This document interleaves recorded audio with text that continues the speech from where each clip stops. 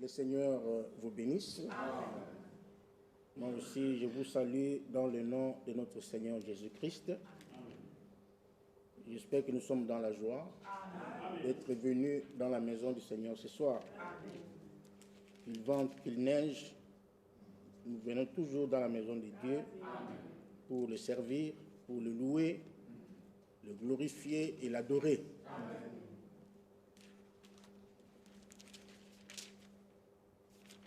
Nous allons nous lever pour lire la parole de Dieu. Jean chapitre 17.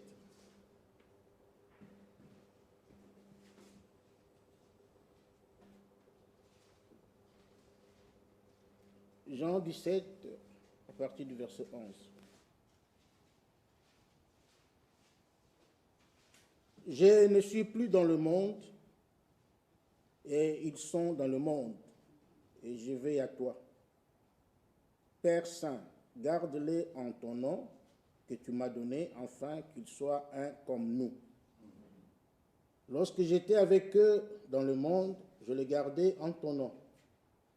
J'ai gardé ceux que tu m'as donnés, et aucun d'eux ne s'est perdu, sinon le fils de la perdition, afin que l'écriture soit accomplie. Et maintenant je vais à toi, et j'ai dit ces choses dans le monde, afin qu'ils aient en eux ma joie parfaite. Je leur ai donné ta parole, et le monde les a haïs, parce qu'ils ne sont pas du monde, comme moi je ne suis pas du monde. Je ne t'ai pris pas de les ôter du monde, mais de les préserver du monde, du malin. Ils ne sont pas du monde, comme moi je ne suis pas du monde. Amen. Amen. Prions. Merveilleux Père Céleste, Dieu Tout-Puissant, nous venons à toi, ô Dieu, te rendre de multiples actions de grâce et te remercier, Seigneur Dieu, pour ce culte que tu as déjà commencé avec nous, Père. Car tu as dit que là où 2 ou 3 sont rassemblés à mon nom, je suis au milieu d'eux. Nous croyons que tu es déjà au milieu de nous pour nous bénir, pour nous parler et pour nous conduire par ton glorieux Saint-Esprit. Sois avec nous, Seigneur. Bénis ces paroles que nous avons lues dans nos cœurs, afin qu'elles puissent nous donner la vie qui est en elles. Sois loué, sois glorifié, exalté, au nom de Jésus-Christ. Amen. Amen. Vous pouvez vous asseoir. Puisse le Seigneur bénir sa parole que nous avons lue. Le dimanche, nous avons vu que nous ne sommes pas de ce monde. Ce monde n'est pas à nous. Ce monde ne nous appartient pas. Et nous aussi, nous n'appartenons pas à ce monde. Amen. Amen. Donc, comme nous ne sommes pas de ce monde, le monde ne peut pas nous intéresser. Les choses du monde sont pour les gens qui aiment le monde. Mais nous avons autre chose. Et nous avons montré que pourquoi nous ne devons pas aimer le monde, pourquoi l'apôtre Jean, dans 1 Jean chapitre 2, du verset 15 au verset 17, il a dit, n'aimez point le monde. Nous avons montré pourquoi nous ne devons pas aimer le monde. Nous avons vu que le monde est sous la puissance du malin, le monde entier. Nous pouvons le relire dans 1 Jean chapitre 5.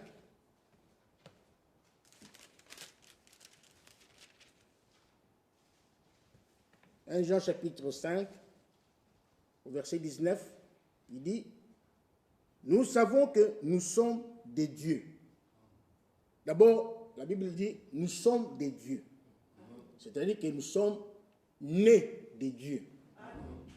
Par la nouvelle naissance, nous sommes devenus des fils et des filles de Dieu. Nous lui appartenons. Ce n'est pas tout le monde qui est enfant de Dieu. C'est celui qui est réellement né de nouveau par le Saint-Esprit qui est fils et fille de Dieu. Et Jean dit, nous sommes nés de Dieu. Nous n'appartenons plus à ce monde. Ce monde n'a rien à faire avec nous. Amen. Nous ne sommes pas de ce monde. Parce que nous sommes nés de Dieu. Et celui qui est né de Dieu a une autre nature. La nature ancienne est passée, elle n'existe plus. Nous avons vu l'autre fois que lorsque nous entrons dans l'eau, nous ressortons de l'eau, nous laissons la vieille nature dans l'eau. La vie du péché, nous la laissons là, dans l'eau. Nous ressortons de l'eau avec une vie nouvelle. C'est ça qu'on appelle la nouvelle naissance. Nous ressortons de l'eau avec une nouvelle pensée, avec une nouvelle mentalité, avec la nature divine. Nous devenons des fils et des filles de Dieu. Et Jean dit, nous savons, nous devons le savoir. Chaque fils et fille de Dieu né de lui doit le savoir, doit être convaincu dans son cœur qu'il est fils et fille de Dieu. Parce que dans Romains 8, 14, ou Romains 16, ou 8, verset 16, il est écrit l'Esprit lui-même.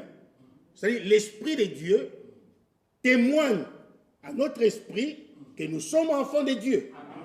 C'est après avoir expérimenté la nouvelle naissance que le Saint-Esprit va te convaincre, te montrer que tu es réellement fils et fille du royaume.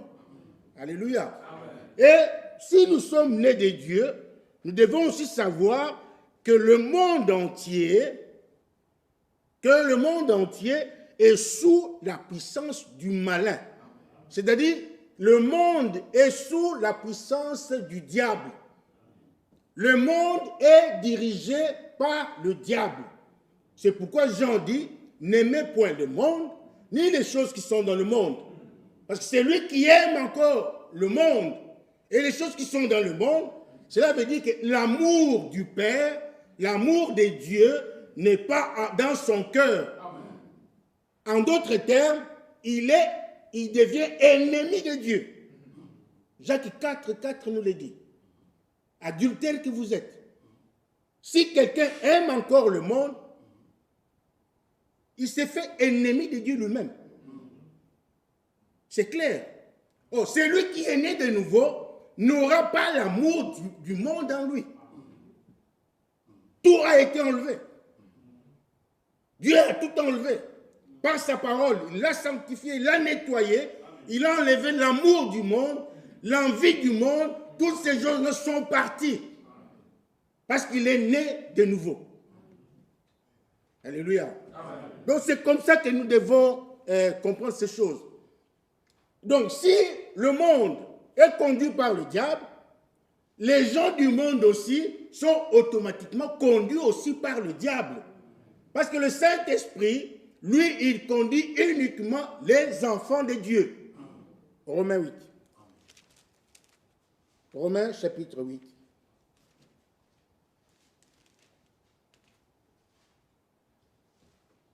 Romains 8, 14. Car tous ceux qui sont conduits par l'Esprit de Dieu sont fils de Dieu. Amen. Alléluia. Amen. Tous ceux qui sont conduits par le Saint-Esprit sont fils de Dieu. Amen. Donc vous comprenez que les véritables enfants de Dieu sont conduits par le Saint-Esprit. Et lorsque le Saint-Esprit te conduit, il te conduira dans toute la vérité. C'est-à-dire, il te conduira dans la parole de Dieu. Il te fera vivre la parole de Dieu.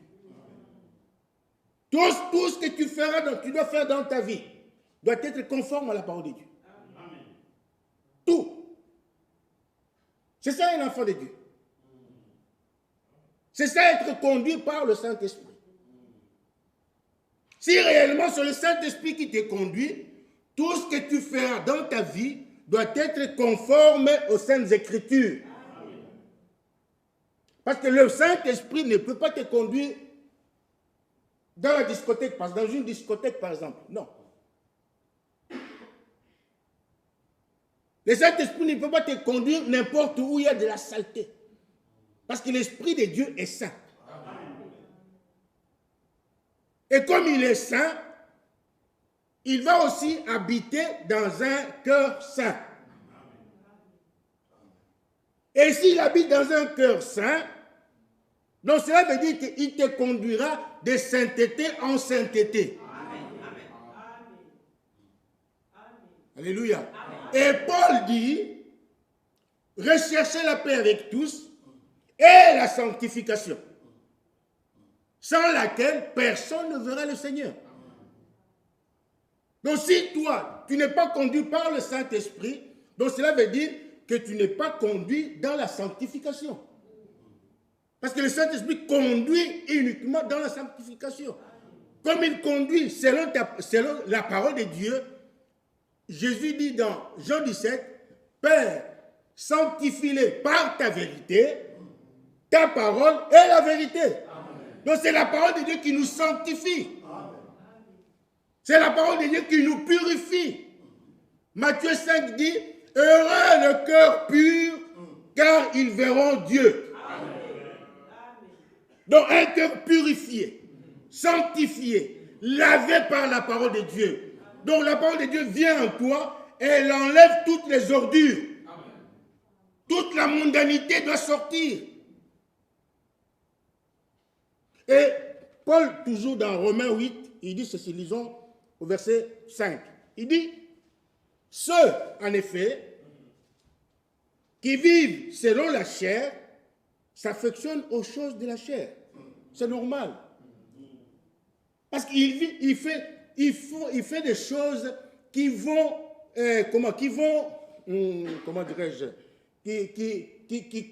qui marchent avec sa nature. Il a la nature du monde, la nature pécheresse, la nature de la chair. Donc c'est normal qu'il vive selon la chair. Alléluia. Alors, ils doivent s'affectionner aux choses de la chair. Parce qu'en lui, il y a encore la mondanité. Le monde est encore en lui. L'amour du monde est encore en lui. C'est tout à fait normal qu'il s'affectionne aux choses de la chair. Parce qu'il vit selon la chair.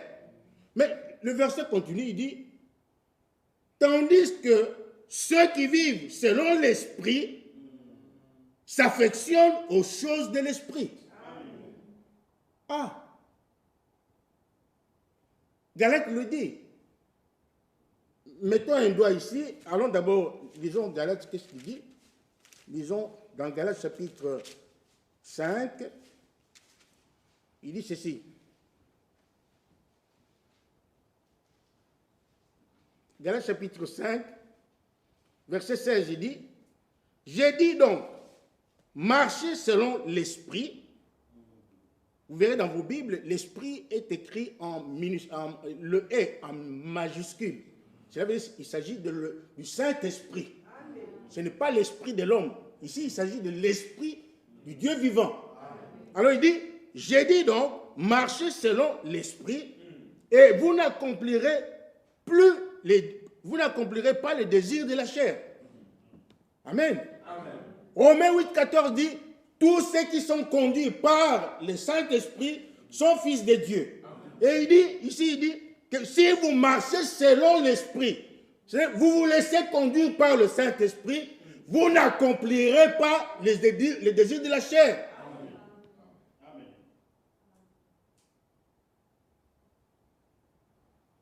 Le verset 17, toujours dans Galates chapitre 5, car la chair a des désirs contraires à ceux de l'esprit, et l'esprit en a des contraires à ceux de la chair. Ils sont opposés. Ils ne sont pas amis. Ils ne se parlent même pas. L'autre est à gauche, à droite, l'autre est à gauche. Ils ne se rencontrent même pas. Il n'y a pas d'amitié. Il n'y a pas de relation entre le désir de la chair et le désir de l'esprit. Ça ne se croise pas. Ils sont opposés. Et il dit, ils sont opposés entre eux afin que vous ne fassiez pas ce que vous voudriez. Amen. Amen. Celui qui est conduit par le Saint-Esprit n'a pas le droit de faire n'importe quoi. Non. Celui qui est conduit par l'esprit du monde, lui, il fait ce qu'il veut.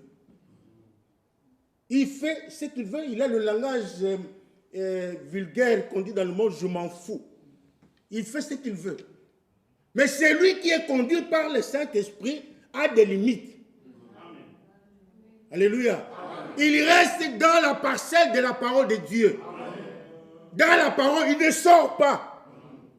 Ni à gauche, ni à droite. Il est dans la parole de Dieu. Amen. Nous avons vu l'autre fois que Israël, lorsqu'il sortait de son pays, de sa terre, il n'était plus béni. Dieu ne le bénissait pas. Mais lorsqu'il rentrait en Israël, le peuple d'Israël, lorsqu'il rentrait dans sa terre, là, Dieu le bénissait. Et l'enfant de Dieu doit aussi rester les deux pieds dans la parole de Dieu. Pour recevoir la bénédiction de Dieu Tout-Puissant. Tu dois rester dans la parole. Pas un pied dedans, un pied dehors. Non, les deux pieds dans la parole de Dieu. C'est là ta parcelle. C'est là où tu dois vivre, dans la parole de Dieu. Et c'est là que tu dois attendre le glorieux Saint-Esprit. Dans la parole de Dieu, pas ailleurs.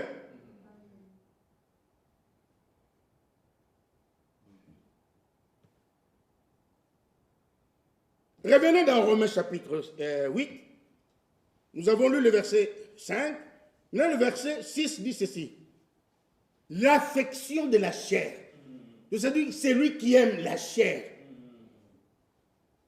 L'affection de la chair, c'est quoi? C'est la mort. Donc celui qui aime la chair, le salaire, c'est la mort. Il n'y a pas autre chose. Dieu ne blague pas. Dieu ne fait pas du théâtre.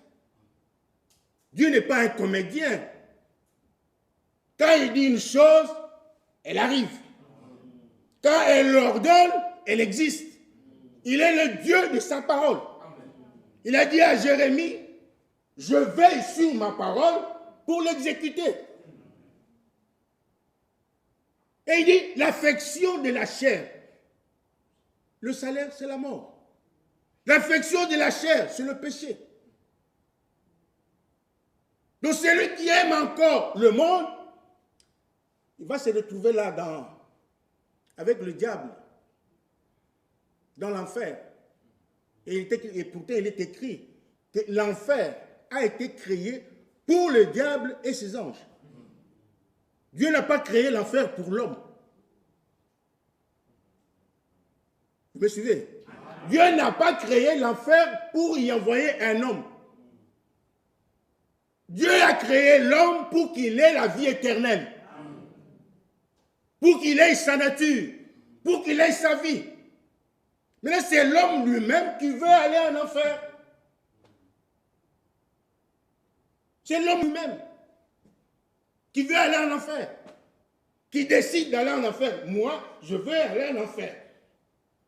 C'est comme ça. Je veux aller et il est conscient. Il sait que l'enfer est là. Et il fait que si je fais ceci, si je fais cela, je mène telle ou telle vie, j'irai en enfer. L'homme accepte, oh, je m'en vais en enfer. Si tu vas en enfer, Deutéronome dit clairement, à Dieu n'est pas la faute. Parce que Dieu t'a donné tout ce qu'il faut. Il t'a donné tous les outils. Tout ce qu'il faut. Il t'a montré le chemin. Il a dit à Adam et Ève, il a dit à Adam plutôt, il y a 2 arbres.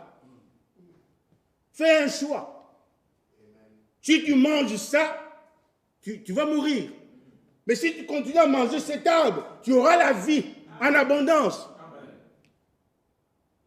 Ce n'est pas Dieu qui a choisi l'arbre de la vie, de la connaissance du bien et du mal à Adam. Non, c'est Adam lui-même qui a fait son choix. Vous comprenez? Et Dieu nous donne un conseil dans Deutéronome 30. Choisis la vie. J'ai mis devant toi la vie et la mort. Choisis la vie.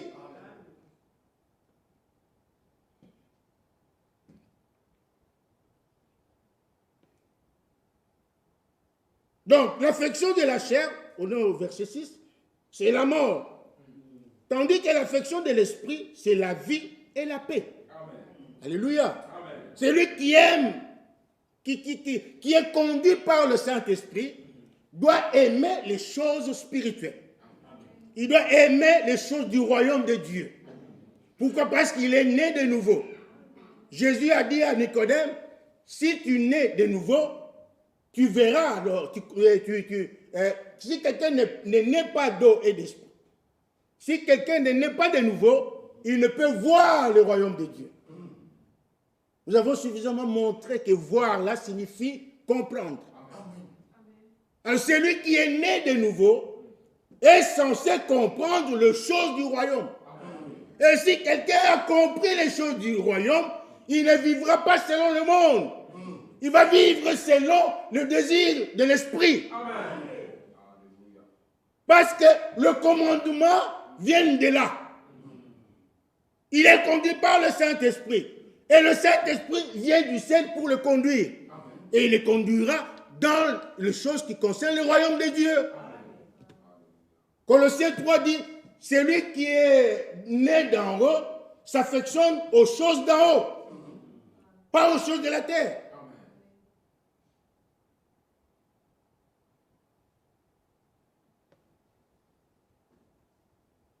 Tandis que l'affection de l'esprit, c'est la vie et la paix. Verset 7. Car l'affection de la chair est inimitié contre Dieu. Parce qu'elle ne se soumet pas à la loi de Dieu. C'est impossible. Il est désobéissant. Il est désobéissant. Et il ne se soumet pas à la loi de Dieu et qu'elle ne le peut même pas. Jamais. Même pas un jour. Même pas une minute. Non. Elle ne le peut pas. Comme nous l'avons lu dans Galates, ils sont opposés.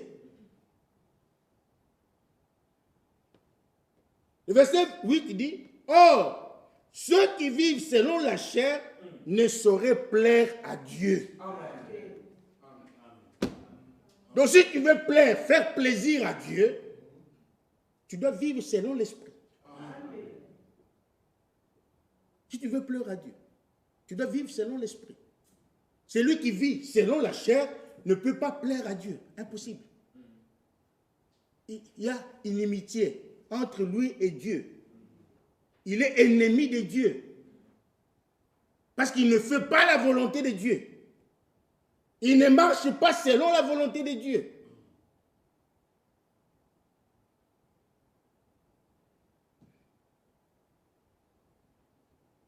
Alléluia. Amen. Le verset 12, nous sautons, verset 12 dit, « Ainsi donc, frères, nous ne sommes point redevables à la chair pour vivre selon la chair. Amen. Si vous vivez selon la chair, vous mourrez. Mais si par l'esprit, vous faites mourir les actions du corps, vous vivrez. Amen. Et Paul dit dans Galates chapitre 1, il dit, si, il pose la question, à qui dois-je plaire? Aux hommes ou à Dieu? Si je plais encore aux hommes, c'est que je ne suis pas serviteur de Christ. En tant que serviteur de Christ, je dois plaire à Dieu. En tant que fils et fille de Dieu, je dois plaire à Dieu, pas aux hommes. Je n'ai rien à voir avec les hommes. Ils n'ont rien à me donner. Mais Dieu seul me donne la vie éternelle. C'est lui qui pardonne mes péchés. C'est lui qui pardonne mes iniquités. Quand je suis malade, c'est lui qui me guérit. Quand je suis attristé, il me console. Je vous enverrai le consolateur. C'est lui qui me console. Qu'est-ce que l'homme fait dans ma vie? Qu'est-ce que l'homme fait dans ma vie? L'objectif d'un véritable fils et fille de Dieu, d'un véritable fils de Dieu, c'est de plaire à son Dieu. Être agréable à Dieu, jour et nuit. Être agréable à Dieu. Aimer la parole de Dieu. Respecter les choses du royaume.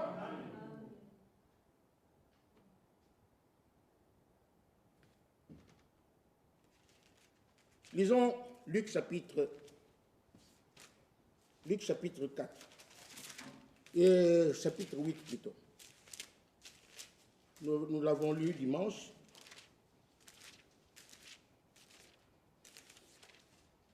Luc chapitre 8. D'abord au verset 11. On nous donne, on nous explique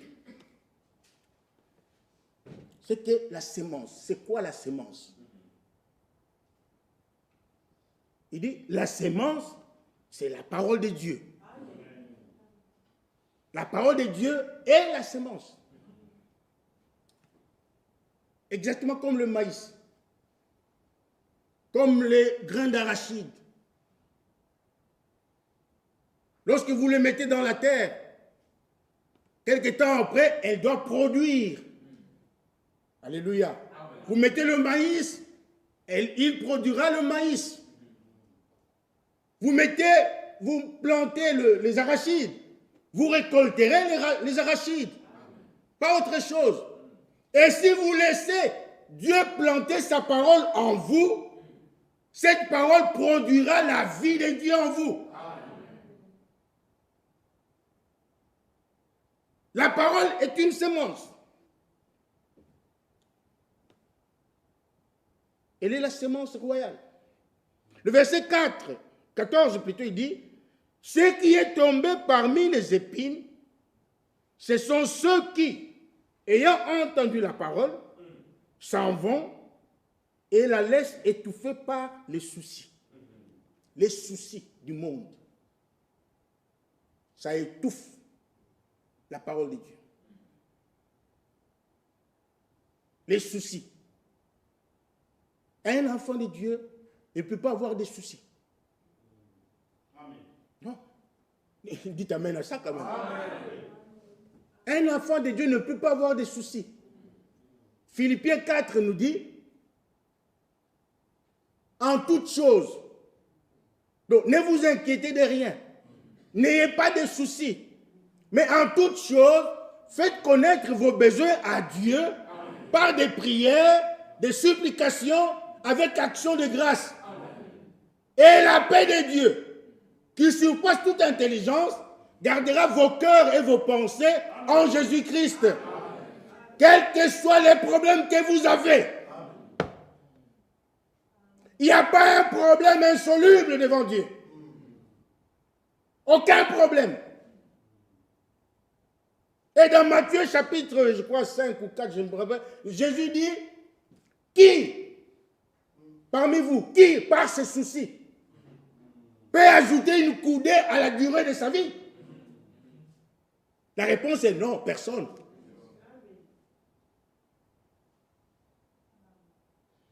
Alors pourquoi vous inquiétez?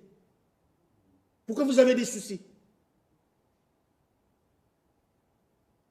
Toutes ces solutions, les solutions à tous nos problèmes se trouvent entre les mains du Seigneur. Amen. Ayez confiance en lui. Amen. C'est parce que nous sommes incrédules. C'est parce que nous sommes incrédules que nous allons chercher des solutions par-ci, par-là. Non. La solution se trouve auprès de Dieu. Amen. Tout ce dont j'ai besoin se trouve entre ses mains. Amen. Dans la Bible, nous avons l'exemple de, comment il s'appelle? Rebecca. Isaac, et Rebecca était la femme d'Isaac. C'était la femme d'Isaac. Rebecca, quand elle est tombée enceinte, elle a senti une sorte de guerre dans son ventre, Rebecca n'est pas allée voir un sorcier. Et elle n'est pas allée voir son grand-père, son oncle, et aussi... Non.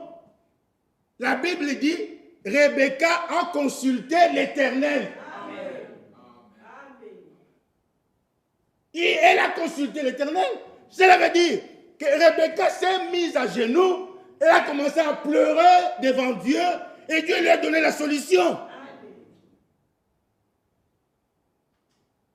Je répète, il n'y a pas de problème insoluble devant Dieu. Mais c'est plutôt notre incrédulité. Nous échouons dans la vie parce que nous sommes incrédules. Parce que nous n'aimons même pas la prière. Nous n'aimons même pas la parole de Dieu. Nous n'avons même pas les soucis de la parole de Dieu. Oh là là. Alors, il dit, pas de soucis. Il dit, les richesses étouffent aussi la parole de Dieu. Les richesses, ça étouffe la parole de Dieu. 1 Timothée chapitre 6 dit, n'ayez pas l'amour de l'argent. Alléluia. N'ayez pas l'amour de l'argent. Je ne dis pas que l'argent est mauvais. Hein? Non. Moi aussi, j'en ai besoin. Tout le monde a besoin de l'argent. Mais l'argent a sa place. Dieu a la sienne. Amen. Alors, il continue, il dit, les richesses et les plaisirs de la vie. Ils ne portent point de fruits qui viennent à maturité.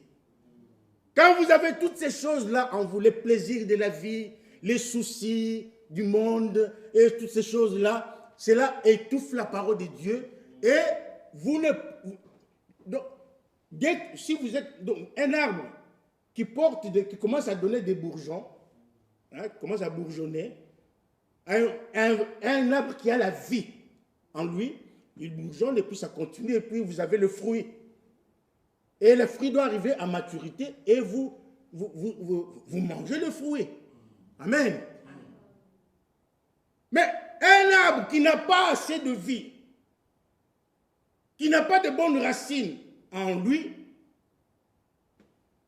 il y a des bourgeons, ça commence à pousser un peu et puis à un moment donné, ça s'arrête. Ça s'arrête. Vous attendez les fruits, il n'y a pas. Vous attendez les fruits, il n'y a pas. Et à la fin, qu'est-ce qu'on va faire? On va couper l'arbre, on va le jeter au feu. Et l'homme est comparé à un arbre. Et la Bible dit, si vous laissez ces choses, les soucis de la vie, les plaisirs de la vie, toutes ces choses-là, étouffer la parole de Dieu en vous, c'est fini. Vous n'arriverez jamais à maturité. Jamais. Et cela veut dire que la parole de Dieu ne fera rien en vous. Vous serez seulement quelqu'un qu'on regarde par l'apparence. Ah, c'est un frère. Ah, c'est un bon frère. Ah, c'est une bonne sœur. Tout ça, ça c'est l'apparence. Et nous avons vu dernièrement que l'apparence est souvent trompeuse. Et Dieu ne regarde pas l'apparence. Dieu regarde dans le cœur. Il regarde le cœur. Qu'est-ce qu'il y a dans le cœur? Il y a la foi. Qu'est-ce qu'il y a dans le cœur? Il y a le monde. Si c'est la foi, tu arriveras à maturité. La vraie foi. Mais si c'est le monde qui est en toi, tu n'arriveras jamais à maturité. Tu vas seulement nous présenter l'apparence et c'est fini. Nous nous contentons de ton apparence. Que Dieu nous aide, mes frères. Toute personne qui vit dans le plaisir est morte, quoique vivante. Ce n'est pas moi qui l'ai dit, vous connaissez la Bible, vous lisez la Bible. C'est lui qui vit dans le plaisir. Il est mort. N'aimez point le monde, ni les choses qui sont dans le monde. Parce que celui qui aime le monde passera aussi avec le monde. Parce que le monde va passer. Amen. Le monde sera jugé. Amen.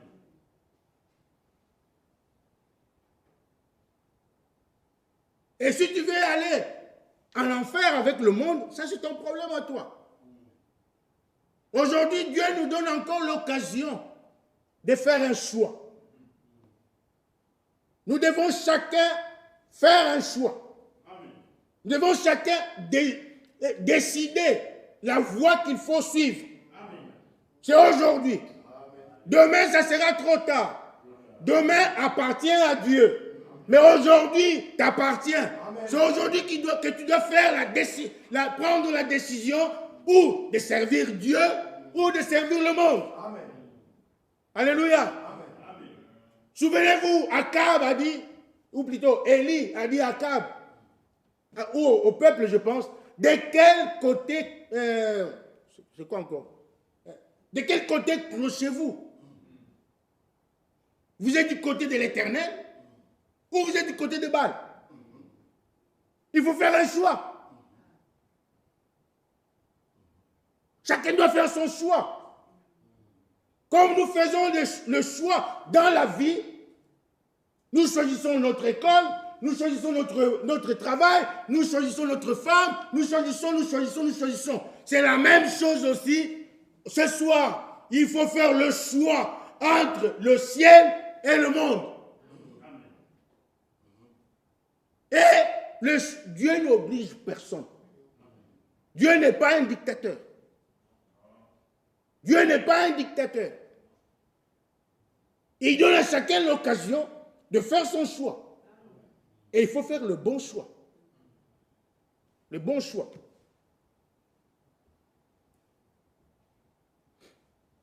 J'ai aimé la parole que nous avons lue dans 1 Pierre. Lisons-le. 1 Pierre. 1 Pierre chapitre 1er. La Bible dit, au verset 14, « Comme des enfants obéissants, ne vous conformez pas aux convoitises que vous aviez autrefois quand vous étiez dans l'ignorance. » Amen. Amen. Mais, puisque celui qui vous a appelé est saint, vous aussi soyez saints dans toute votre conduite. L'appel est une expérience. Quand Dieu t'appelle pour le salut, tu dois le savoir. Tu dois savoir, tu dois être convaincu que Dieu m'a appelé pour être sauvé. Il m'a appelé pour aller au ciel. Tu dois le savoir. Et celui qui est convaincu de son appel ne rentrera jamais en arrière. Quel que soit le problème, quelles que soient les difficultés, que ce soit dans sa vie, dans sa maison, dans son église, il ne rentrera jamais en arrière. Parce que l'objectif, c'est d'aller de l'avant, d'atteindre le but. C'est ça le but. Nous avons un but à atteindre. Et celui qui a compris cela, qui est né de nouveau, son objectif, c'est d'arriver au but. Et qu'est-ce qu'il y a au but? Il y a une couronne qui nous attend.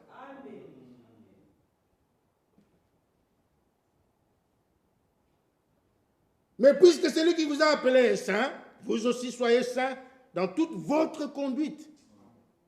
Pas dans une partie, mais dans toute votre conduite. Selon qu'il est écrit, vous serez saints car je suis saint. Amen. Amen. La sainteté, c'est la volonté de Dieu. Ce que Dieu veut, c'est votre sainteté. Dieu est saint et il faut que son peuple aussi soit saint. Dieu est saint, il faut que son église soit sainte. Et tout ce qui est dans l'église doit être saint, doit être sanctifié, tout. Les chaises, les micros, toutes ces choses qui sont dans l'église, les hommes, les femmes, doivent tous être saints. Pourquoi? C'est dans la maison de Dieu. Dieu est saint, il faut que son peuple aussi soit saint.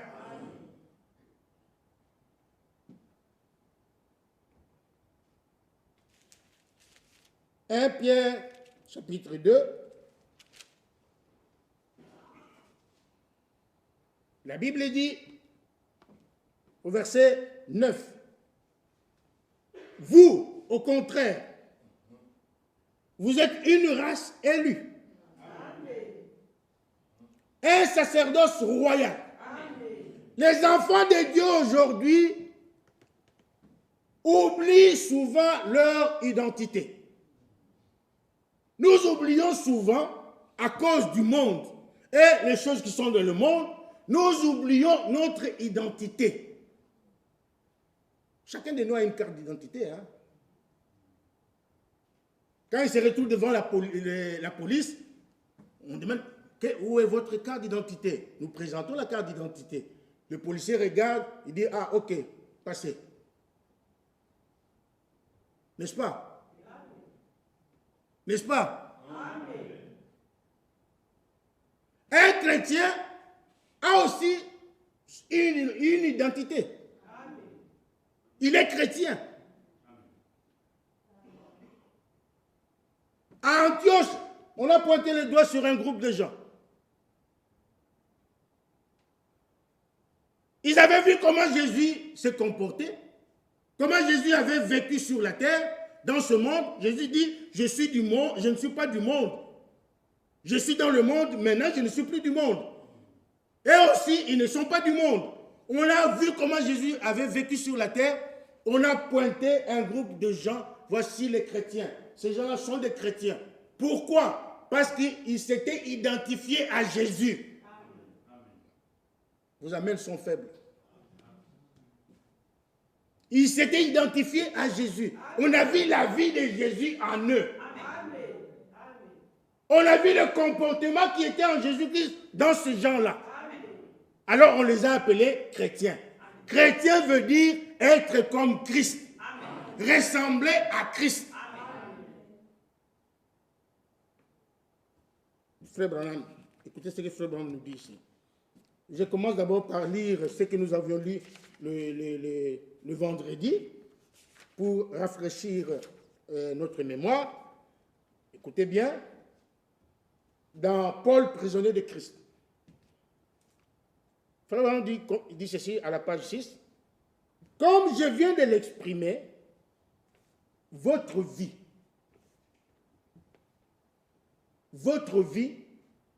démontrera exactement de quel côté vous êtes. Peu importe ce que vous en direz, mais votre vie prouve ce que vous êtes. Et continue, dit, vos actions de chaque jour révéleront ce que vous êtes. Je saute, il dit, j'ai toujours approuvé le fait de crier et de sauter, mais j'ai toujours dit, ne sautez pas plus haut que ce que vous vivez, car le monde vous observe. N'oublions pas cela. Le monde extérieur nous observe tous les jours.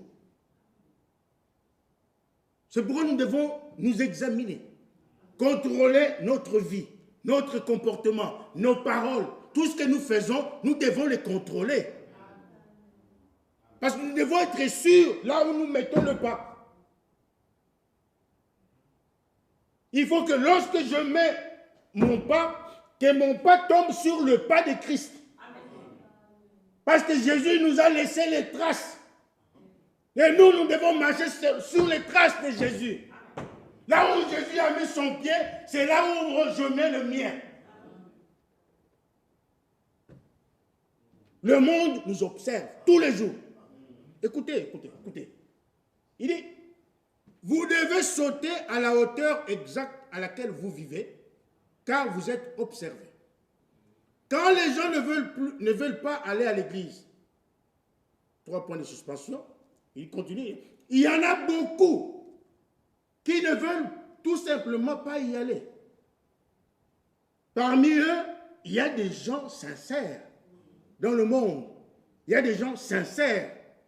Mais ils voient une telle corruption dans l'Église qu'ils ne veulent rien avoir à faire avec elle.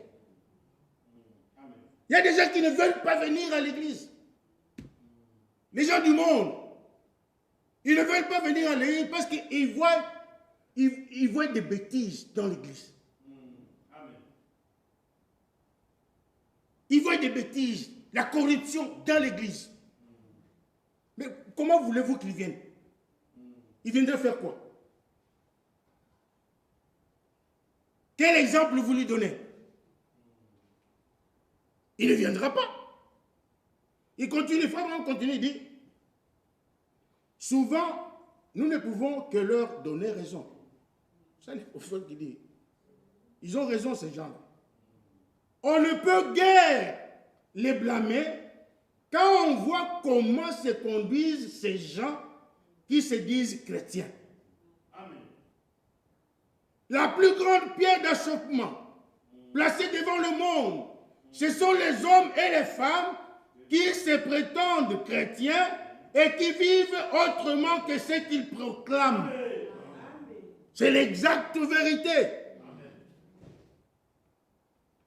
Et pour ce qui est de la déception, qu'il y aura le jour du jugement, les pécheurs, tels que les trafiquants d'alcool, joueurs et adultères, ne seront pas étonnés d'entendre la sentence qui les enverra dans le feu, qui ne s'éteint point. Ils ne seront pas surpris, contrairement à celui qui essaye de se cacher derrière une confession religieuse ou une autre. C'est celui-là qui sera déçu au jour du jugement. Celui qui se dit chrétien et qui vit autrement, oui, celui qui se dit chrétien et qui vit autrement, il vaudrait mieux pour lui n'avoir jamais fait des professions de foi. Il aurait mieux fait de s'éloigner plutôt que de s'engager sans que sa vie soit conforme. Car la plus grande pierre d'achoppement est celui qui professe d'être un chrétien, mais qui vit autrement. Amen. Paul, prisonnier de Christ. Ne jugez jamais votre vie d'après la puissance que vous avez de faire des miracles, ni d'après votre connaissance de la parole. Mais regardez en arrière et faites l'inventaire des fruits que porte votre vie actuellement.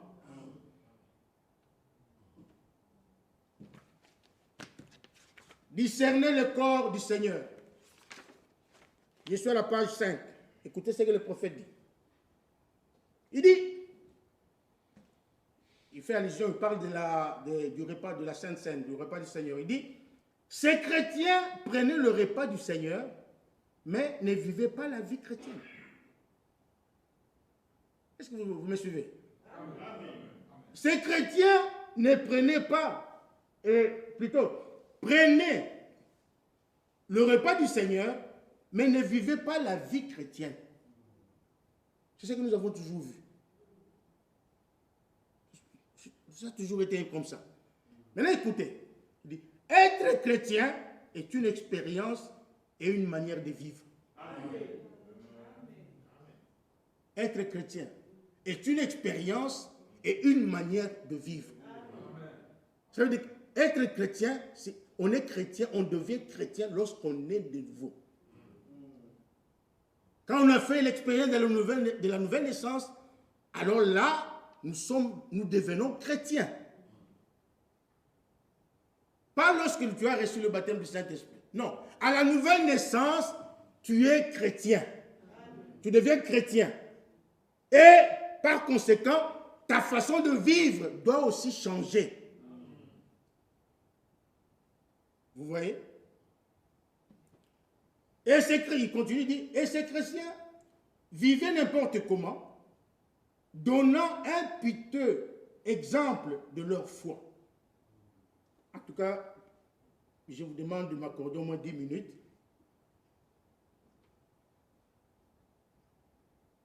vivaient n'importe comment, donnant un piteux exemple de leur foi. Et Paul dit, c'est pour cela que plusieurs sont faibles et malades parmi vous, et qu'un assez grand nombre dorment. Ce qui signifie qu'ils sont morts, parce qu'ils n'ont pas discerné le corps du Seigneur. Il continue et dit, et nous, qui nous donnons le nom de chrétiens, nous n'avons pas le droit de prendre le repas du Seigneur, à moins que nous vivions sans reproche face au monde. Avant de prendre le repas du Seigneur, il faut vivre sans reproche face au monde. Il faut que le monde voie que nous sommes sans reproche. Parce que notre vie, ma vie est un témoignage. Dans mon quartier, d'abord dans ma maison, dans mon quartier, dans la rue, au travail, à l'école, partout, à l'église, ma vie est un témoignage.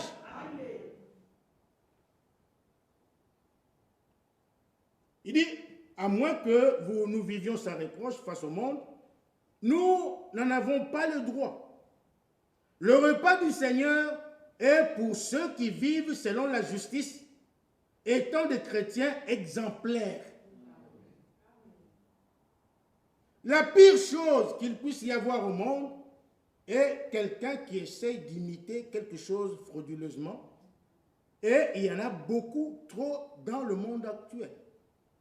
Aujourd'hui, nous ne sommes pas seulement coupables du même crime que celui pour lequel Paul réprimanda l'église de Corinthe, mais encore, écoutez maintenant, d'essayer de faire quelque chose que le Seigneur a commandé sans discerner le corps du Seigneur. Et le corps du Seigneur est l'ensemble des croyants. Amen. Mais aujourd'hui, nous faisons des choses sans discerner aucune des paroles de Dieu. Nous devrions avoir le discernement pour chaque chose que nous faisons. Tout ce que nous faisons devrait être mesuré selon les critères de la parole de Dieu. Tout ce que les chrétiens font et disent devrait être mesuré selon la parole de Dieu. Tout ce que nous faisons, tout ce que nous disons doit être mesuré selon la parole de Dieu. Colossiens 3, 17 nous dit, quoi que vous fassiez, que ce soit en parole ou en œuvre, faites-le au nom du Seigneur Jésus-Christ. Alors maintenant, nous devons nous poser la question, ce que je fais est-il conforme je le fais au nom de Jésus-Christ. Quand je vais voler, je vole au nom de Jésus. Quand je vais tricher, je triche au nom de Jésus. Lorsque je profère de mensonges, je le fais au nom de Jésus. Non. Nous devons nous examiner. Alléluia.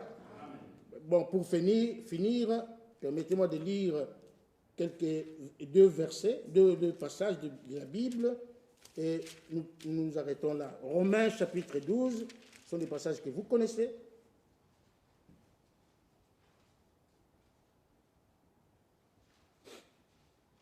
Ça parle du discernement. Ne vous conformez, chapitre 12, verset 2, Romains 12, 2, ne vous conformez pas au siècle présent, mais soyez transformés par le renouvellement de l'intelligence, afin que vous discerniez quelle est la volonté de Dieu, ce qui est bon et agréable et parfait. Un enfant de Dieu, nous l'avons toujours dit, né de nouveau, doit avoir le discernement. Voir un bon discernement. Il doit savoir ce qu'il fait. Il doit être conscient de ce qu'il fait, de ce qu'il dit. Il doit discerner, voir ce qui est la volonté de Dieu. Est-ce que ce que je fais est conforme à la volonté de Dieu? Ce que je fais, est-ce que c'est bon, agréable et parfait devant Dieu. Et nous, lorsque nous discernons, nous ramenons tout ce que nous faisons à la parole de Dieu, à la Bible.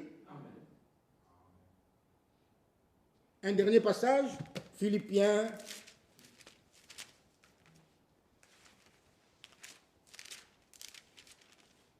chapitre 1, et nous allons terminer par là. Philippiens 1, le verset 9 dit, « Et ce que je demande dans mes prières, c'est que votre amour augmente de plus en plus, en connaissance et en pleine intelligence. Il n'y a que l'amour parfait qui entrera dans le royaume de Dieu. L'amour dont on parle ici, c'est l'amour de Dieu. Nous devons aimer Dieu de tout notre cœur, de toute notre âme, de toute notre pensée et de toute notre force. Il faut que cet amour-là, chaque jour, puisse augmenter de plus en plus.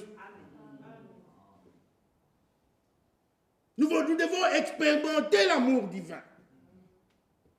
Celui qui aime Dieu aime aussi sa parole. Et celui qui aime la parole de Dieu aime Dieu. Parce que Dieu et la parole sont unis. Au commencement était la parole était avec Dieu et la parole était Dieu.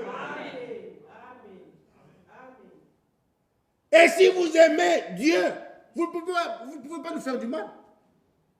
Si j'aime mon frère, Job, je ne lui ferai pas du mal. Romains 13 nous dit que l'amour, les 10 commandements ont été résumés en une seule parole. Aime Dieu de tout ton cœur et aime aussi ton prochain. Si tu aimes Dieu, tu ne lui feras pas du mal. Si tu aimes ton prochain, tu ne lui feras pas du mal. Tu aimes ton frère, tu ne lui feras jamais du mal. Et l'amour divin, c'est ça qui nous fera entrer dans le royaume de Dieu. L'amour divin. Parce que l'amour véritable vient par le Saint-Esprit. Romains chapitre 5. Au verset 5, on nous dit que l'amour a été déversé en nous par le Saint-Esprit qui nous a été donné. Donc c'est le Saint-Esprit qui amène l'amour. C'est pourquoi nous insistons toujours sur le baptême du Saint-Esprit. Donc cherchez le baptême du Saint-Esprit. Parce que c'est lui qui amène l'amour dans la personne qui le reçoit et c'est lui qui amène l'amour dans l'Église. Alléluia. Amen. Alors il dit, et ce que je demande dans mes prières, c'est que votre amour augmente de plus en plus en connaissance et en pleine intelligence. Pourquoi? Pour le discernement des choses les meilleures. Amen. Afin que vous soyez purs et irréprochables. Amen. Quand on parle que vous soyez purs et irréprochables pour le jour de Christ, cela ne concerne pas seulement les anciens, les diacres, je ne sais pas, tous ceux qui font le service divin dans l'église. Non, ça concerne tout enfant de Dieu. Amen. Chaque fils et fille de Dieu doit être irréprochable. Amen. Doit avoir une vie irréprochable. Parce que si tu n'es pas irréprochable, la Bible dit que vous soyez purs et irréprochables pour les jours de Christ, les jours de l'enlèvement. Celui qui n'est pas irréprochable n'ira pas dans l'enlèvement. Parce que là, rien d'essuyé n'entrera. Nous l'avons vu dimanche. Rien d'essuyé, rien d'impur n'entrera là au ciel.